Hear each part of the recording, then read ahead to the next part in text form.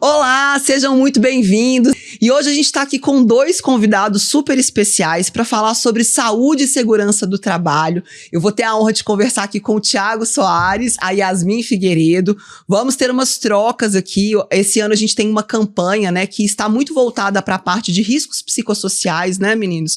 Então também vai ser muito interessante que tá todo mundo querendo saber, né, sobre atualizações, todo mundo meio perdido, mas não só sobre isso, né? Então a gente vai conversar sobre vários aspectos dentro da saúde e segurança do trabalho e é sempre muito bom tê-los aqui. Então vamos começar a nossa conversa. Perfeito. Primeiro, Yasmin? Pode ser primeiro as damas, né, Thiago? Obrigada, Thiago.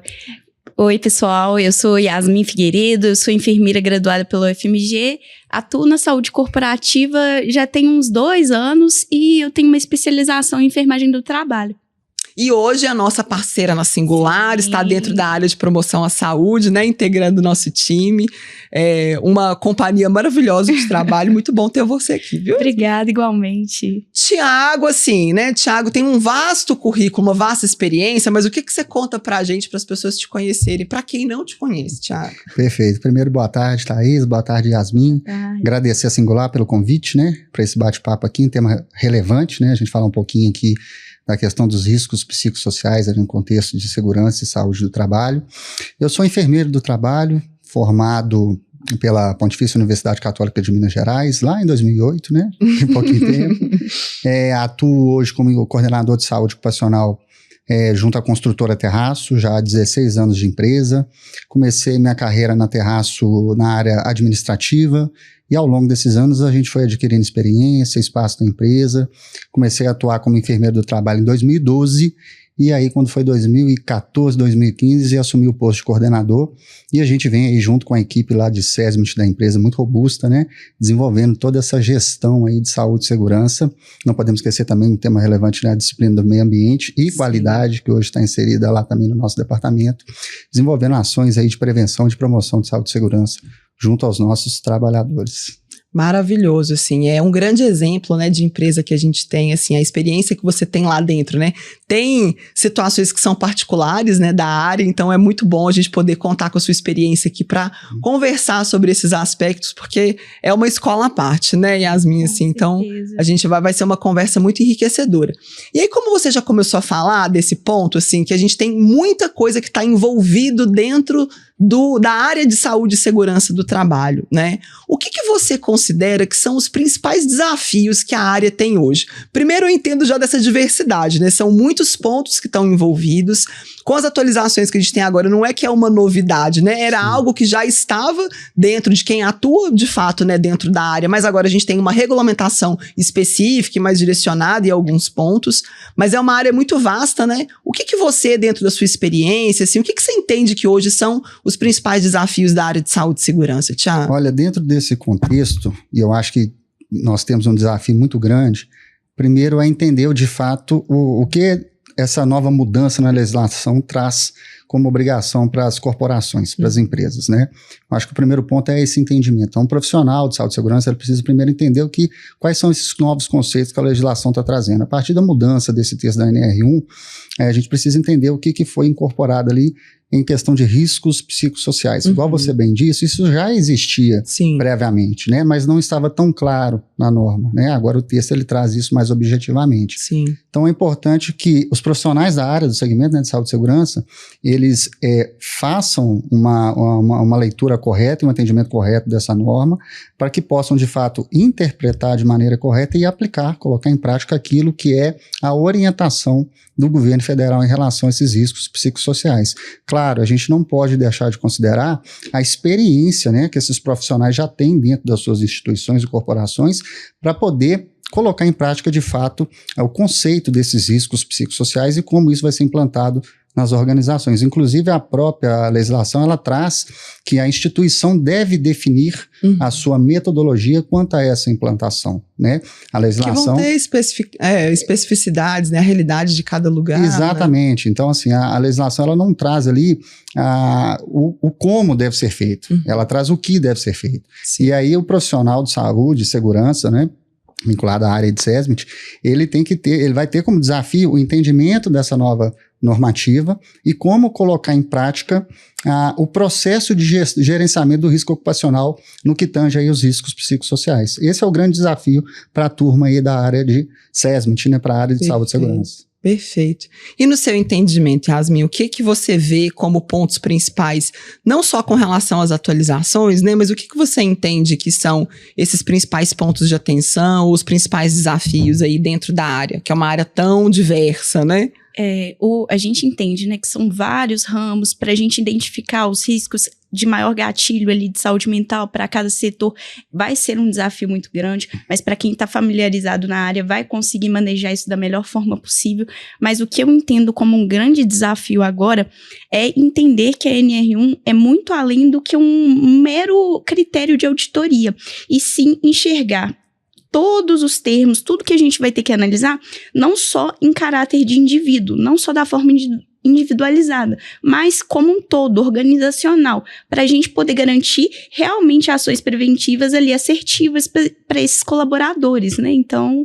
E essa fala da Yasmin, ela é muito assertiva, porque quando a gente traz, né, a questão dos riscos psicossociais para dentro de um gerenciamento de risco ocupacional, nós estamos falando justamente de riscos vinculados à questão de risco ergonômico, no que tange ao pilar organização do trabalho. Sim. Então é isso mesmo que a Yasmin falou, a gente tem que tirar esse olhar de individualidade da avaliação desse risco para a questão da organização, de verificar esse risco dentro das bases da organização. E a gente sabe que não é de hoje, né? Isso já é um movimento que vem acontecendo aí com as empresas, tanto do segmento da construção, quanto de outros segmentos importantes aí, né? Seja do ramo da automobilística, do ramo do agronegócio, a preocupação com o bem-estar e conforto dos trabalhadores no ambiente de trabalho.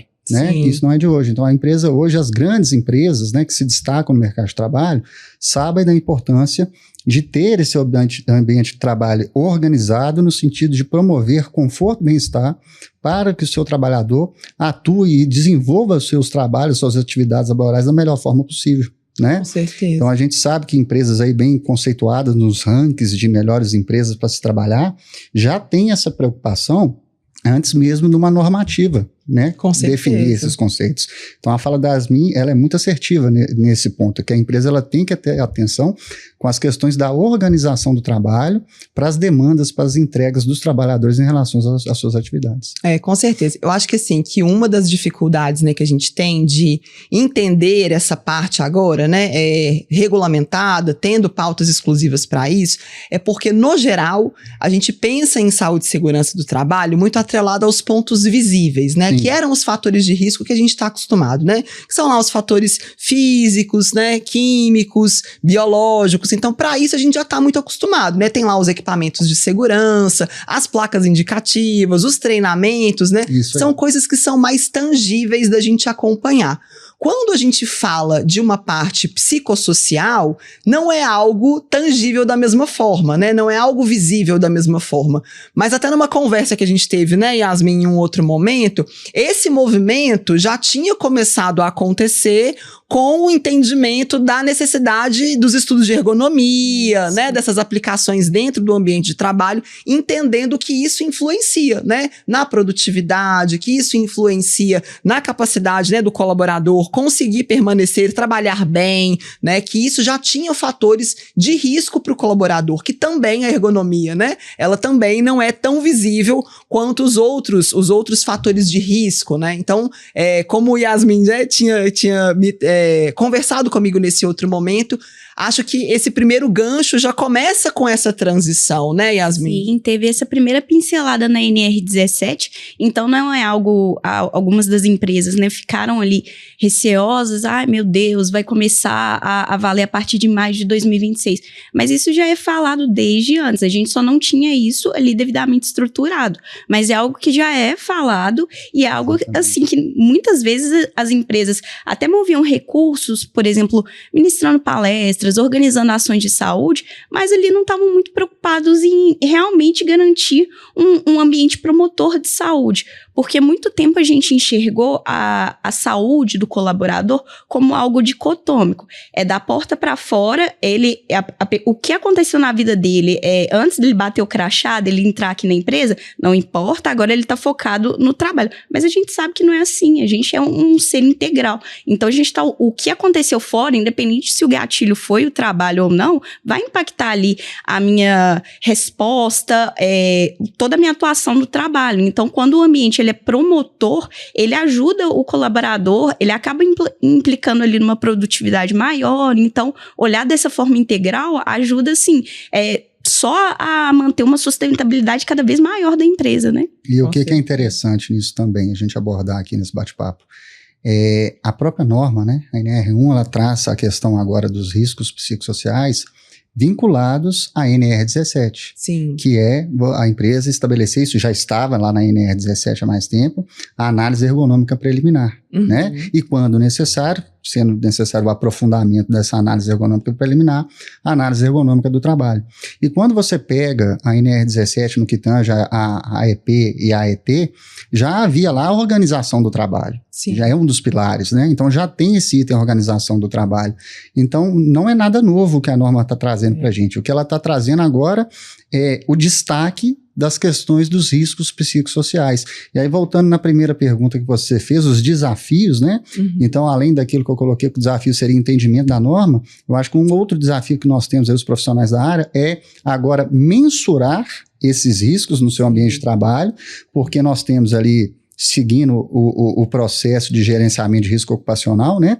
Você identifica os perigos, avalia o risco, mensure e propõe os planos de ação. Sim. Mas nos riscos tangíveis, isso era mais fácil, né? Sim. Eu tenho um risco físico ruído, eu mensuro, eu tenho um limite de tolerância, plano de ação.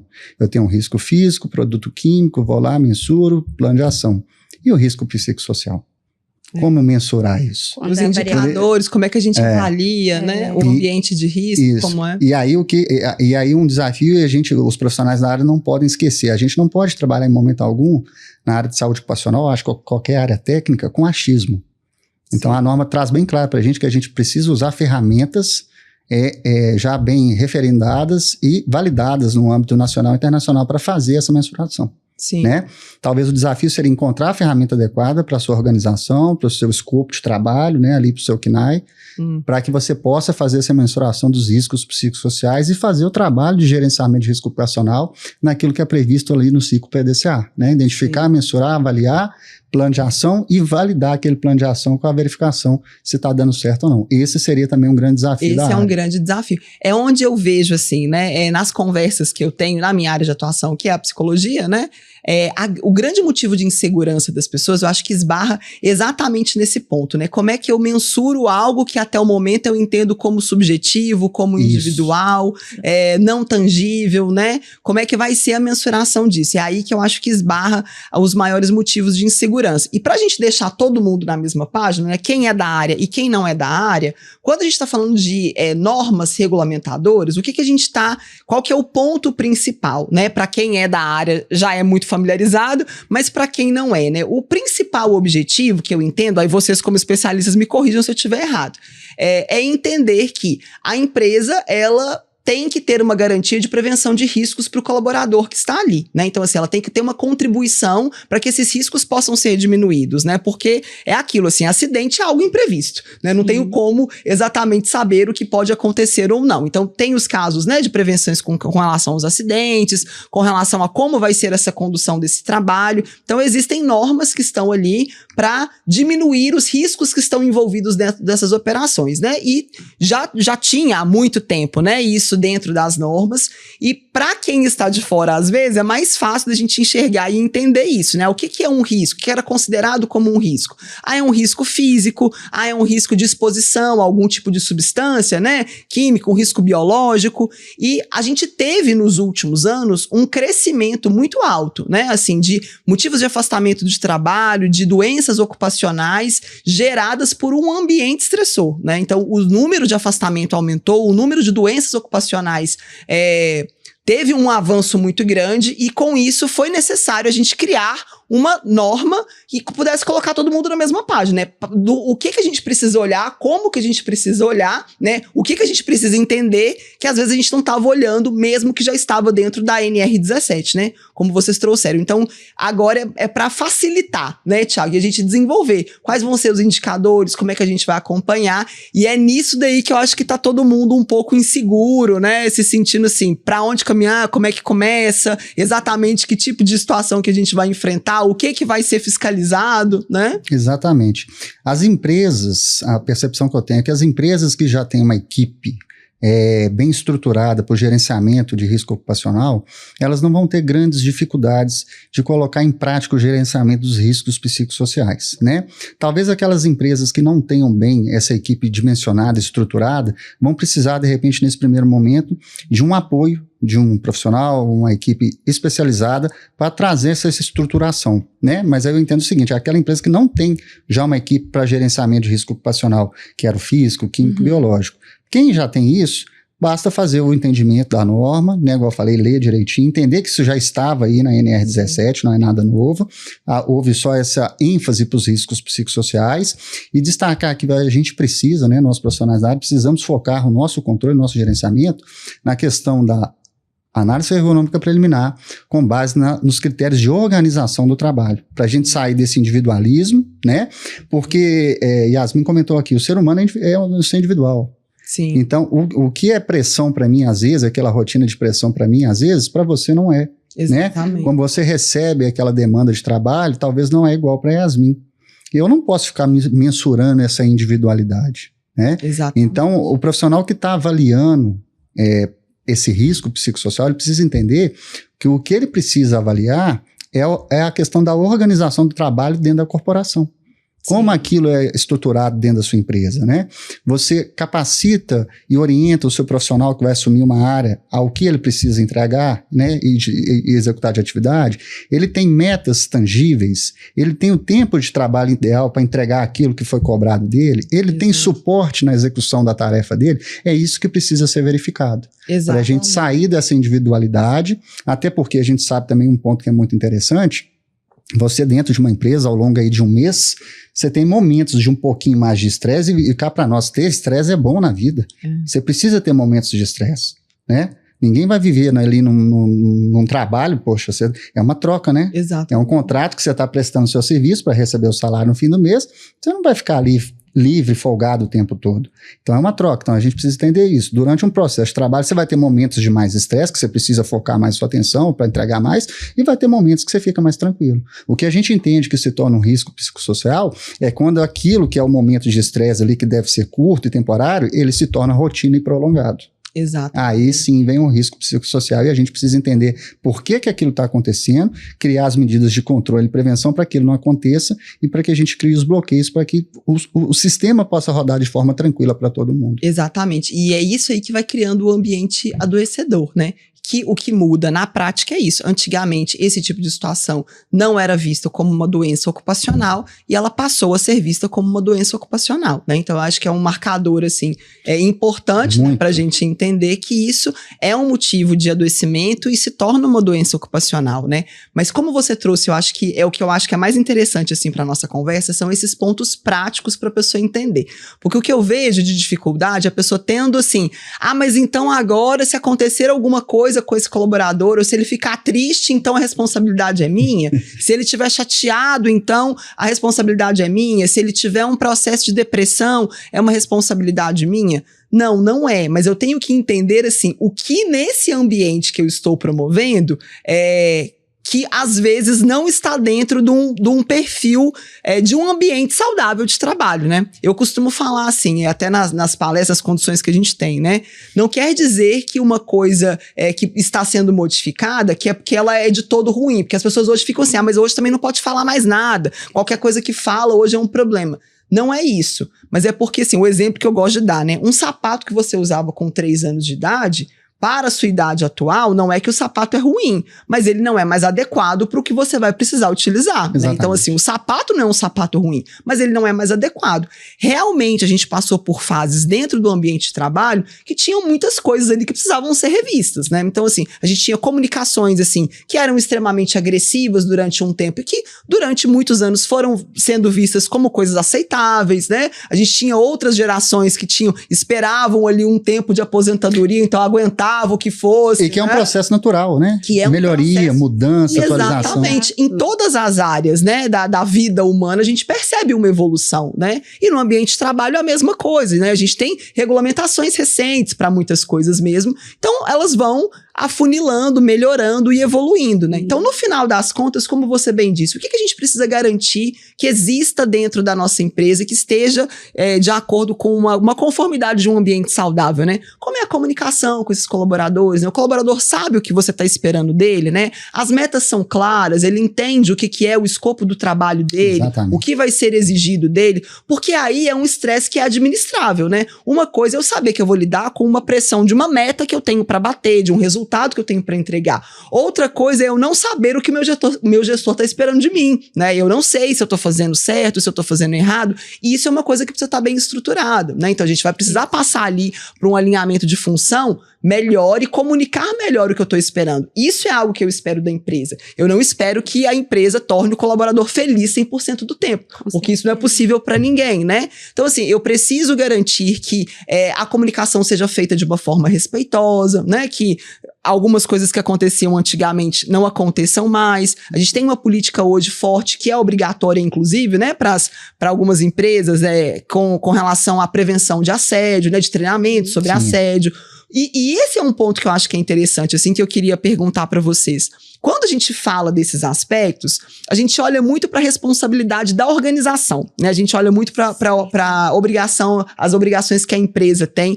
Mas o que vocês acham com relação a esses temas de participação dos colaboradores? Porque no final das contas, todos nós montamos esse ambiente de trabalho, né? Então, quando eu vou fazer palestra de assédio, é um dos principais pontos, assim, que eu gosto de conversar. O que eu, colaborador da empresa, tenho a ver com isso? Né, o que eu posso contribuir de risco, o que eu posso tornar esse ambiente mais adoecedor? Como é que vocês veem a participação dos colaboradores nesta parte de prevenção de riscos? Certeiro, porque para que a NR1 seja funcional, a gente precisa da atuação das lideranças, a gente precisa da atuação da saúde e da segurança do trabalho, mas também precisa do colaborador. Ele é essencial nessa construção de um plano de ação ali realmente efetivo. Eu preciso entender essa liderança, você tem algum problema com essa liderança? O que tem sido um gatilho, o que tem sido promotor, para eu poder realmente gerir ali da melhor forma possível. Então, creio que o Thiago também vai concordar nesse ponto, é essencial. A gente não pode partir só da empresa, né? Não é uma atitude só da empresa. Os colaboradores também têm que atuar ali, garantindo que eles sejam também prevenidos, né, precavidos no sentido de, olha, eu vou falar sem ter ali um punitivismo, eu posso falar, tenho liberdade de me comunicar, a minha liderança não vai me reprimir quanto a isso, então eu acho que é essencial. E aí vou até acrescentar um detalhe muito importante, não é só necessário, é protocolo, tá previsto na legislação. O trabalhador precisa participar do processo de gerenciamento de risco ocupacional, né? A própria NR1 traz isso lá no seu texto e a NR17 também. A gente precisa envolver os trabalhadores e seus representantes, eu estou falando da CIPA, né? Comitê Interno de Prevenção de Acidentes e Assédio, para a participação aí na gestão desses riscos. Então é muito importante que as grandes corporações, ou melhor, qualquer empresa, né, que tenha a estruturação aí para a formação de equipe de gerenciamento de risco ocupacional, ela entenda que a participação do trabalhador ela é obrigatória e essencial. Então, quando você faz uma análise, né, ergonômica preliminar, a participação dos trabalhadores ela é fundamental para a construção do processo, né? O próprio gerenciamento de risco, você precisa, claro que você dentro de uma empresa de grande porte, 3 mil funcionários, 5 mil funcionários, você não vai envolver todos os funcionários nesse processo, não tem como. Claro. Né? Mas você vai contar ali com os representantes, você vai, às vezes, aplicar uma pesquisa de satisfação de clima em determinados setores para mensurar e para ouvir desses trabalhadores ali, porque, afinal de contas, gente, é eles que estão ali na frente, na operação. Eles que sabem das dores, do sofrimento, das dificuldades, e somente com a participação deles é que a gente vai conseguir estruturar um processo mais adequado e assertivo. Tá? Então, as empresas que não entenderem que a participação do trabalhador ela é importantíssima e fundamental no processo de gerenciamento de risco, ela não vai ter sucesso no seu planejamento. Então, a participação deles, além de ser importante, igual a Yasmin disse, ela é obrigatória e está prevista na normativa, está prevista na lei. Tá? E é interessante que a gente tem resultados muito expressivos e muito satisfatórios quando de fato nós envolvemos os trabalhadores no processo. Exato. Nós fazemos lá, por exemplo, nós temos as boas práticas, né, que a gente fala todo mês, a gente apresenta né, os cases, as boas práticas de melhoria dos processos operacionais, e a gente percebe que os melhores casos, resultados de boas práticas vêm do campo, vêm dos trabalhadores. Entendeu? É a realidade acontecendo ali, é o dia a dia, né? E eu acho que além desse ponto também, da participação e de estar envolvidos, existe, eu acho que a responsabilidade individual de construir um ambiente favorável, né? Porque, no geral, a gente tem uma tendência a terceirizar a responsabilidade para a empresa, para a liderança. Mas o nosso dia a dia de trabalho, no final das contas, acaba sendo muito mais influenciado pelos nossos colegas, né, do que, às vezes, pela liderança, pela gestão, né? Às vezes, assim, você não tem um comportamento de assédio horizontal, né? Não é um líder, por exemplo, ou né, que tem um comportamento com você, e aí pra gente também deixar todo mundo na mesma página. O que é considerado assédio, né? É aquele comportamento que causa um constrangimento, que causa um dano de forma repetitiva, né? Então é aquilo que acontece várias vezes, isso é um assédio.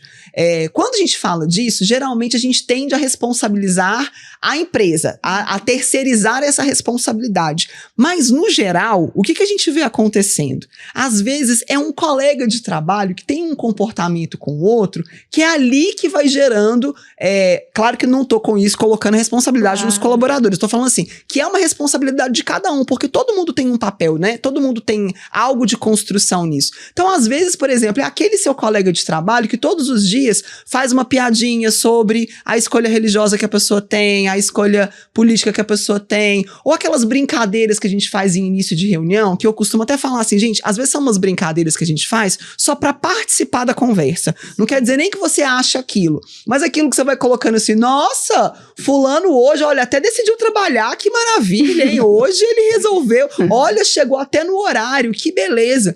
A gente acha que às vezes isso é uma brincadeira e leva num tom de piada e as pessoas riem na reunião, mas isso sendo feito constantemente vai gerando no outro um estado de desconforto, e aí é onde às vezes barra lá na minha área, né? Que é onde chega lá na clínica a pessoa com diversos problemas, e quando você vai ver, ela tá assim, com aquele estado de cansaço, de esgotamento no final do dia, e não necessariamente aconteceu um episódio marcante no dia, mas todos os dias a pessoa vai sendo depreciada, todos os dias tem uma piadinha, todos os dias tem uma coisa acontecendo, vai tornando o ambiente um ambiente ruim de ficar, um ambiente ruim de trabalhar. E não foi necessariamente nada que aconteceu com a liderança, com a empresa. Então é importante a conscientização de cada um, porque cultura é o que eu costumo falar, né? Cultura é como a gente vive o nosso trabalho, não é o que a empresa colocou num papel, né? O papel aceita qualquer coisa, né? Mas a cultura é o que a gente vivencia dentro da empresa.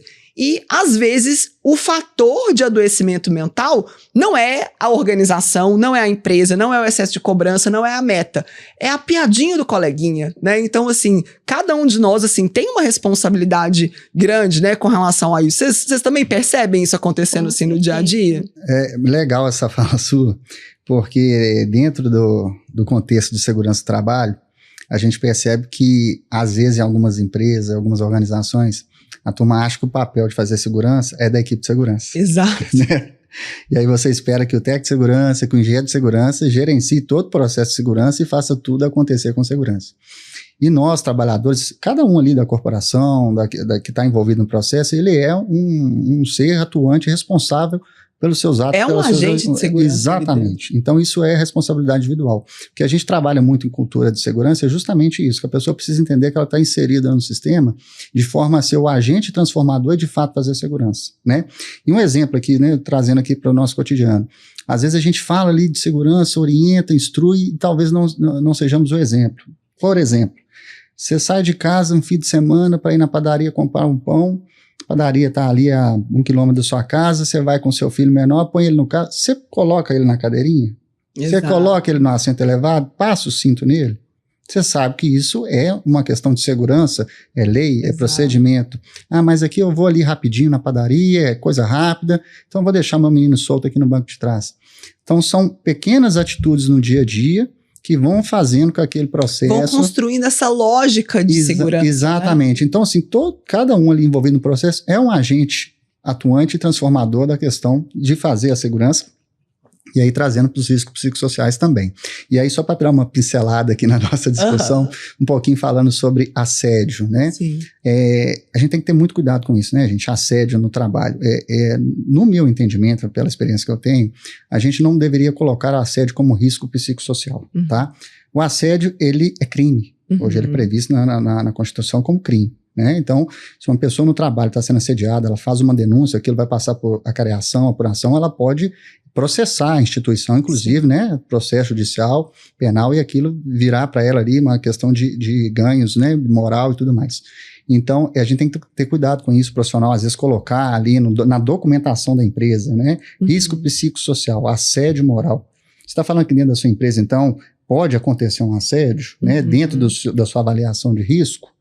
Isso pode acontecer em qualquer ambiente de trabalho, igual você falou, vai do indivíduo. Exatamente. Né? Então, e às vezes é de forma intencional, assim, não é de forma, né, tipo assim, eu estou fazendo isso para prejudicar alguém, né? Às vezes é isso, é num tom de piada, é uma brincadeira, é para participar de uma conversa, não necessariamente é com o caráter de querer ferir alguém, mas às vezes não calcula o risco, assim como é para um acidente, né? Não calcula o risco e vai tornando o ambiente adoecedor. Né? Então nós temos que tomar cuidado com isso, lembrar sempre, né? Vou fazer ali a estruturação de avaliação dos meus riscos psicossociais, vamos focar dentro daquilo que a legislação traz para a gente, que é a análise ergonômica dentro da organização do trabalho. Sim. E ponto final. Senão a gente começa a andar para um lado que não é o engenheiro de segurança, o enfermeiro do trabalho, o médico do trabalho, eles não são especialistas em assédio, eles não estão ali para mensurar isso. Quem tem que tratar isso é setor de RH da empresa, Sim. com direção, né? Claro, nós vamos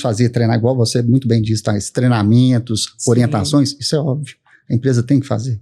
Mas, de repente, mensurar, colocar isso como um risco psicossocial dentro do seu programa, você já começa a caminhar para um lado que a normativa, né, a legislação não está tratando dessa forma. Então, a gente tem que ter cuidado com isso. Tem que ter esse cuidado, né? E uma responsabilidade também do que eu estou entendendo como isso, né?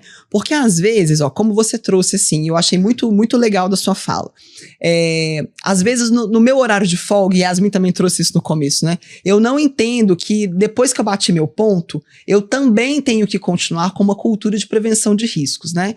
Por quê? Porque é uma lógica e culturalmente a gente não tem isso forte, né? Por exemplo, é muito comum você ver uma pessoa andando no carro no final de semana, o banco de trás, o cinto de segurança é um mero objeto de decoração, né? Então, assim, não tem uma lógica de prevenção de acidente, né? A pessoa vai sair no final de semana, ou vai sair, às vezes ele vai assistir um jogo, vai fazer alguma coisa ali depois do expediente, ela precisa entender, assim, que o que ela tem ali de ingestão de substâncias, de bebida alcoólica, de privação de sono, de uma alimentação equivocada, entra no seu fator de risco, né? Porque um colaborador que, assim, é o que eu costumo sempre brincar, né? O seu relógio biológico não é igual ao seu relógio de ponto, né? Então, o seu relógio de ponto virou, você bateu o seu ponto e entrou pro seu ambiente de trabalho. Mas o que você fez fora do que você bateu o ponto é um fator de risco que você precisa entender como uma cultura de prevenção. Porque se eu virei uma noite acordado, se eu virei uma noite fazendo uso de bebida alcoólica, né? De outras substâncias, no outro dia eu vou entrar para trabalhar, bater no meu ponto como se nada tivesse acontecido, a minha atenção está completamente prejudicada, né? O meu foco está completamente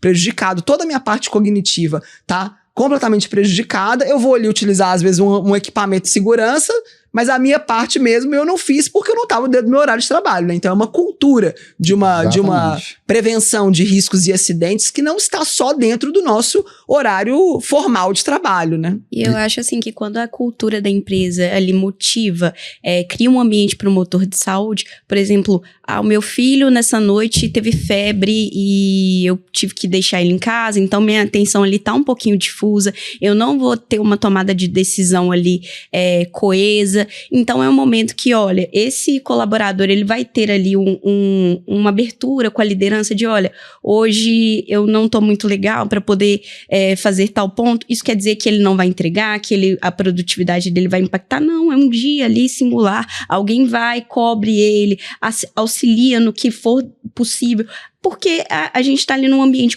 cooperativo, né? Então, sim, eu não tô legal hoje, o Thiago me ajuda, no próximo dia sou eu que tô ajudando o Thiago. Então, no momento que a gente consegue acolher, a gente, né, consegue fluir melhor e garantir resultados cada vez melhores para a empresa, né? Com certeza. E não só a questão desse comportamento relacionado, né, a seu estilo de vida, sim, mas também, gente, isso faz parte do ser humano, né? Você tá com um problema ali, pessoal, sim, né? Sim. Uma dívida, às vezes, uma perda familiar, um parente próximo com algum problema que te afeta. Com certeza. Na sua concentração no trabalho, né? Na sua rotina, no dia a dia. E você vai chegar na empresa e sua cabeça não tá ali focada no seu trabalho, na sua demanda, na sua atividade, e pode trazer algum risco à sua operação. Com certeza. Então, por exemplo, hoje existem ferramentas ali que previnem esse tipo de situação, que no momento que o trabalhador chega para executar a sua atividade, a empresa dá abertura a ele para falar como é que você está se sentindo, né? Em alguns lugares a gente chama essa ferramenta de emociograma. Então ele marca ali, ó, não estou bem. Ele sai da operação e é atendido ali pela equipe de segurança, de saúde, né, um enfermeiro, um técnico de enfermagem de trabalho, ou até quando a gente tem essa disponibilidade, um técnico de segurança, para que possa entender o que está acontecendo com o trabalhador, e às vezes você vai relocar ele de atividade, então você tira ele de uma atividade que tem um risco maior, coloca numa atividade mais controlada, ou então você vai até dispensar esse trabalhador para que ele possa resolver esse problema particular dele e no dia seguinte ele possa retornar para o trabalho com mais tranquilidade, mais concentrado na atividade. Isso é muito importante. Entendendo que estamos lidando com seres humanos, né? E essa cultura de entender, assim, que às vezes esse passo atrás vai atrapalhar a produtividade é o contrário, né? Às vezes é um dia específico, sim, tem que ter a parte de responsabilidade do colaborador também, é claro, né? Sim. Entendendo que ele também está ali, né? É um adulto responsável, sim, no mercado de trabalho, né? Assim, que precisa dessa entrega, mas que é um ser humano, né? Que pode acontecer algumas Exatamente. Coisas que não estão previstas, que todo mundo tem essas oscilações, né? E um outro ponto, assim, já pegando esse gancho que eu acho que é muito importante, que eu acho que o meu lado aqui é sempre olhar o da autorresponsabilidade, né? Assim, porque muitas das vezes, o que a gente está entendendo agora como um risco psicossocial, o risco que tem da gente misturar enquanto indivíduos.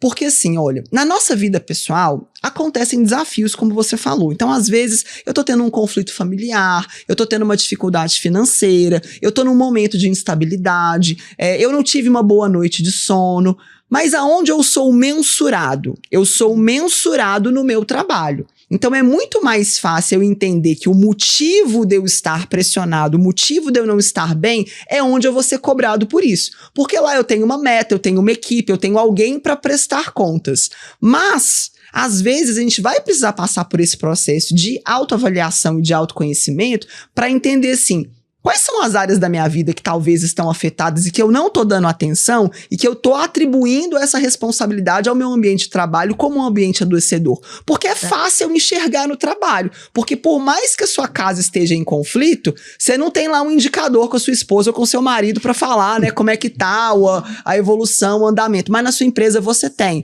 Você não tem uma reunião de feedback, talvez ali, né, com o seu amigo no bar para saber se você é um bom amigo ou não, como é que as coisas estão andando. Mas no seu trabalho você vai ter indicadores para isso. E no momento em que a gente mensura, fica mais fácil de eu enxergar e eu associar a responsabilidade do problema para aquela área. E isso necessita um processo de autoconhecimento muito grande, porque não é por uma questão de número para a empresa, é da sua qualidade de vida, né? Se eu vou atrelar tudo à empresa, a tendência é que eu vou ter o quê? Aí eu quero trocar de trabalho, eu quero trocar de função, e aí às vezes é o que eu sempre falo assim, você vai se levar para onde você for. for. E aí, às vezes, você vai estar lá, assim, você troca de trabalho, você troca de função, você troca de empresa, e o que vai acontecer no final das contas? O problema vai junto com você, passa 2, 3 meses, tá lá o problema aparecendo de novo. Então, não é assim pra gente tirar a barra da empresa, ou responsabilizar a empresa, ou colocar a responsabilidade só no colaborador, ou tirar do colaborador. É entender que é um ecossistema, né? Todo mundo tá envolvido nisso,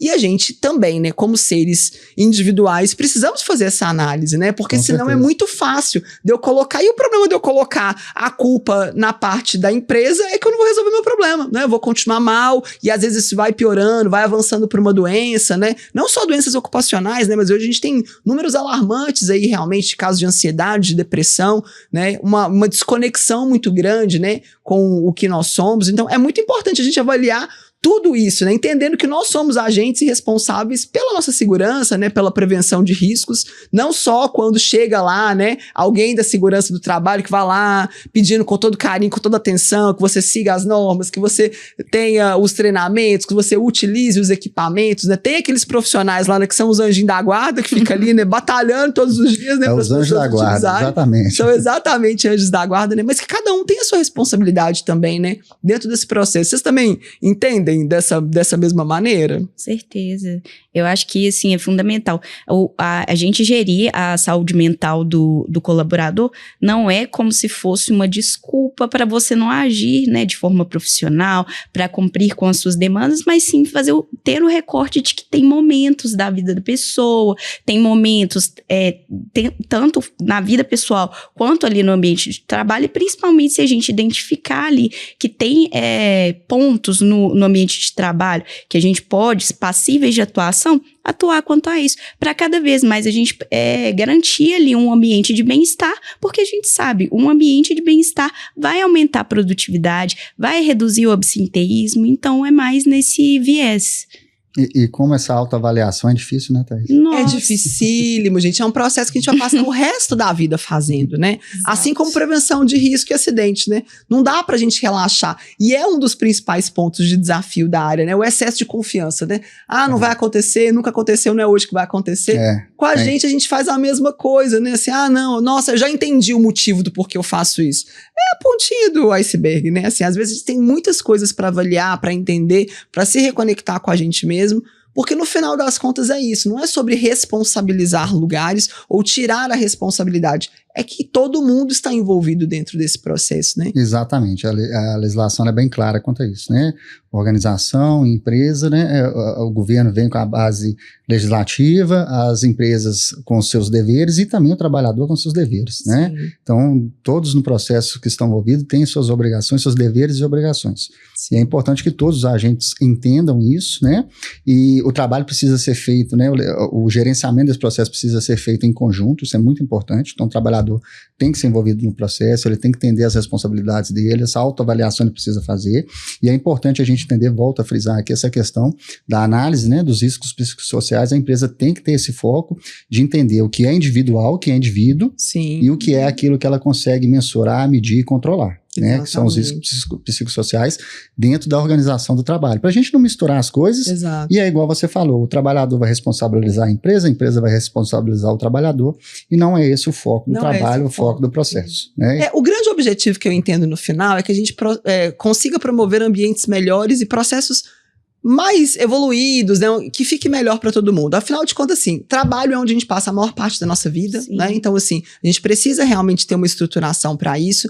No final das contas, as empresas precisam entender a sua parte. Se a minha comunicação tá clara, se existe um excesso de demandas, né? Como que isso está sendo feito. E o objetivo principal de toda essa história é com que a gente possa fazer correções necessárias, né? Não é com um caráter punitivo, é com um caráter de correção. Seja ele num caráter de um assédio, né, como a gente falou aqui antes. O objetivo não é penalizar, né? É claro que tem situações em que a gente vai precisar entender o que é o cenário, porque como você bem trouxe, dependendo do que a pessoa está entendendo, isso é um crime realmente, né? Agora, o principal ponto para ter lá, às vezes, um canal, alguma coisa, e uma autoavaliação, é eu entender, assim, né, como está a minha comunicação, como está as regulamentações da minha empresa, como está a distribuição das demandas, como está a adequação desses profissionais aos cargos que eles exercem, com uma finalidade de ajustar a rota, né? Muitas empresas eu acho que vão ver esse cenário como uma oportunidade, né, para correção dessas rotas que não estavam tão ajustadas ou que não estavam mapeadas, que não tinham os indicadores adequados. Indicador é importante porque existem todos os tipos de profissional dentro de uma empresa. Então eu tenho tanto aquele profissional que é mais ligado à parte de gestão, que é mais próximo das pessoas, que tem um caráter mais afetivo, que é essencial para o nosso dia a dia de trabalho, mas eu tenho que comunicar numa linguagem que é comum a todos, né? Então o indicador, o número, ele é uma linguagem universal, né? A partir dali eu consigo mensurar aonde eu tô, onde eu posso melhorar, o que eu preciso fazer para chegar nisso, né? Por exemplo, nesse ponto, assim, se eu tenho um excesso de demanda, foi identificado lá no mapeamento. O excesso de demanda, ele é por quê? Ele é por falta de pessoal, ele é por falta de priorização, ele é por uma falta de organização de uma rotina de trabalho, né? Vou ter que entender a especificação do meu negócio, a especificação daquela área, para entender onde eu vou precisar ajustar. Por isso ele é tão particular também, como você trouxe no início, né? No final das contas, é isso que a gente precisa, né? Exatamente. A linha de raciocínio é justamente essa, Thaís. E eu acho que o processo de avaliação e mensuração do risco psicossocial, ele só vai rodar bem nas empresas depois que o pessoal colocar em prática um período experimental. Igual você falou, tem instituição que já trazia isso no seu DNA, na sua bagagem, então é só um ajuste. E para aquelas empresas que ainda não tinham aquele cuidado com essas questões, é um alerta para poder começar a ter cuidado com isso. Um estudo interessante que a Organização do Trabalho Internacional do Trabalho trouxe em 2022 é que em 2022 foram perdidos cerca de 12 bilhões de dias por transtornos de ansiedade. É um número absurdo. Foi a terceira maior causa de afastamento no mundo. Sim. E, se a gente pegar aí nos últimos 5 anos aí de Previdência Social, os pedidos de afastamento, né, previdenciário por adoecimento mental aumentaram significativamente. Até em questão da pandemia, né? Nós temos o fator pandemia aí também. Então, é um cuidado que realmente o governo, né, a parte de Ministério do Trabalho, os especialistas em área de saúde e segurança precisam ter, porque os números nos mostram isso. Os dados estão aí. Tá? As pessoas estão adoecendo mentalmente. Exato. E a gente precisa prevenir, né, a instituição, as organizações, públicas ou privadas, precisam prevenir que isso ocorra ou se agrave dentro do ambiente de trabalho, que é onde a gente controla. Né? É claro que na vida pessoal, nas suas particularidades, cada um precisa se autoavaliar, buscar aquilo que é melhor para ele, e hoje a gente tem muito foco no próprio SUS, né? Muito trabalho voltado para atendimento de saúde mental, né? Os CAPs, CESAM e os grupos aí de vários atendimentos que nós temos aí para adoecimento mental. Mas os números nos mostram dados alarmantes em relação a isso. Sim. Né? Então tem crescido muito os transtornos mentais. Exatamente. O que no passado não era comum. O que a gente tinha muito no passado era afastamento por doenças relacionadas a questões osteomusculares, né? Lombalgia, dor nas costas, dor nos ombros. Mas hoje a gente já vê que as doenças, os transtornos mentais estão ganhando notoriedade e ficando acima aí dos demais afastamentos. Que é muito característico da época que a gente vive, né? Sim. Assim como a gente falou, assim, as coisas vão evoluindo, o modo de viver mudou.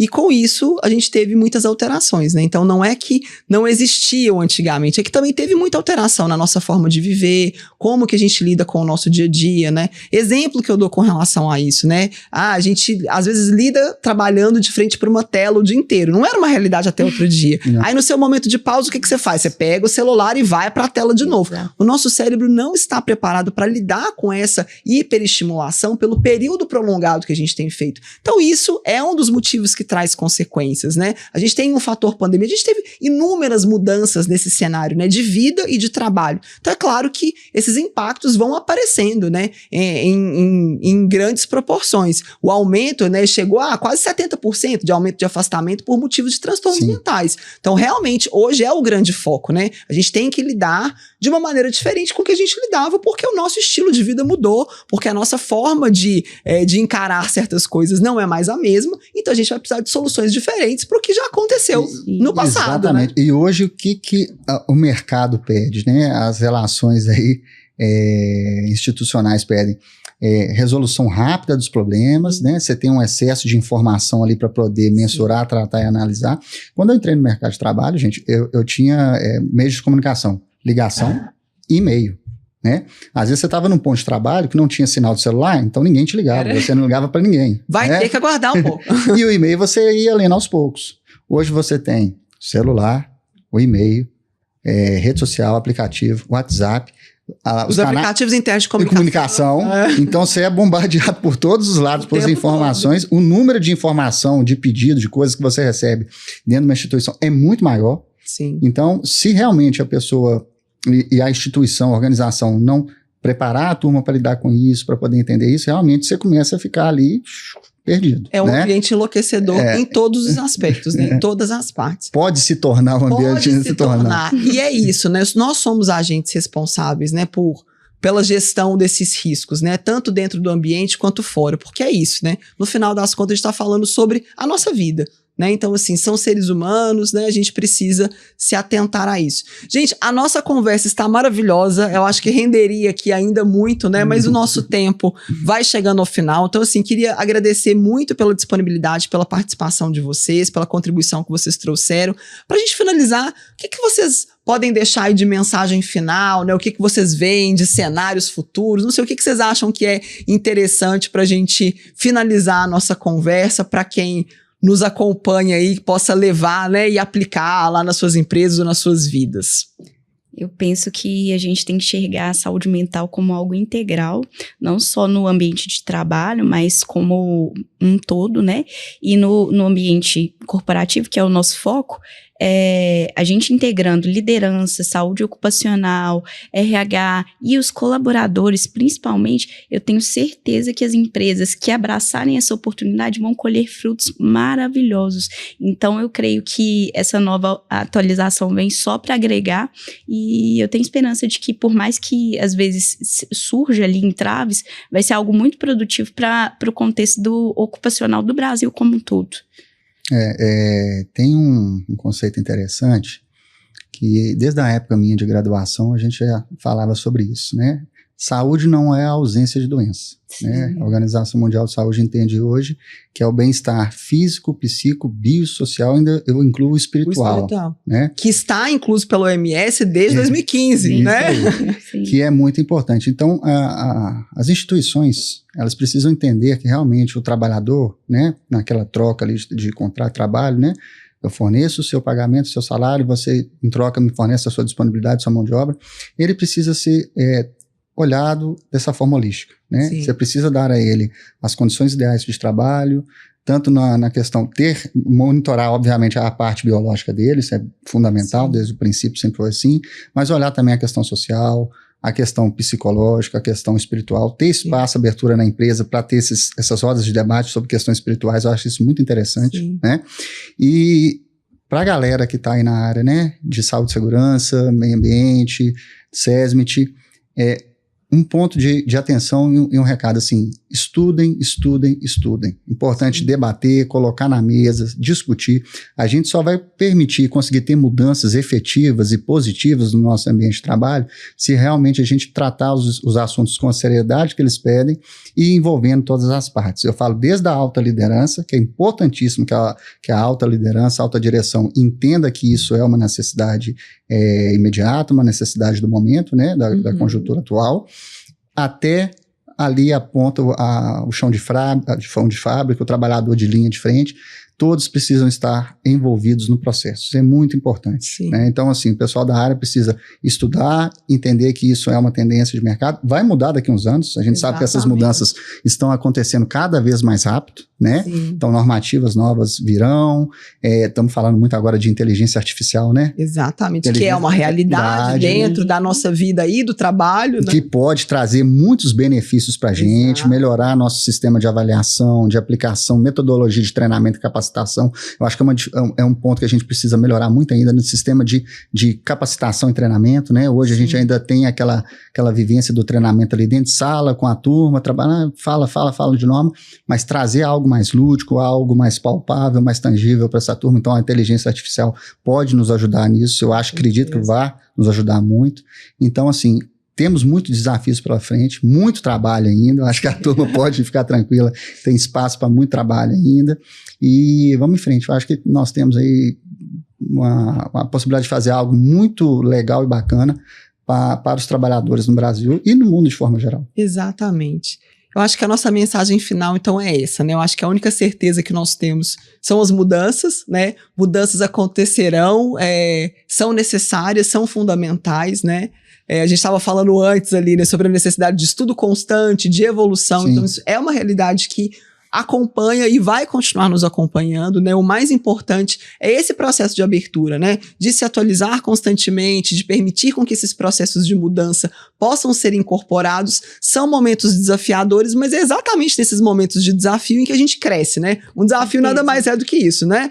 Testar se a gente pode ir além daquilo que já está conhecido até o momento, né? Então, que seja esse momento, né? Que a gente possa adquirir novas práticas, novas formas de trabalhar, entendendo cada vez mais isso, né? Somos seres humanos, temos particularidades de seres humanos, podemos utilizar vários recursos a nosso favor, mas no final das contas estamos falando de pessoas, né? E uma empresa, no final das contas, se a gente for colocar, são as pessoas que estão ali, né? Você pode ter mesas, cadeiras, cultura, projetos, produtos, mas no final das contas, a gente está falando, quando você olha, a parte mais tangível da sua empresa são as pessoas, né? Então a gente precisa cuidar delas e ter atitudes para elas, entendendo também que cada um tem o seu papel, né? A sua participação, a sua autorresponsabilidade nisso. Então é um convite não só para as organizações, né? Para as empresas, mas para que todos nós possamos nos avaliar, ver onde a gente pode melhorar e com isso ficar um ambiente mais favorável para todos nós, né?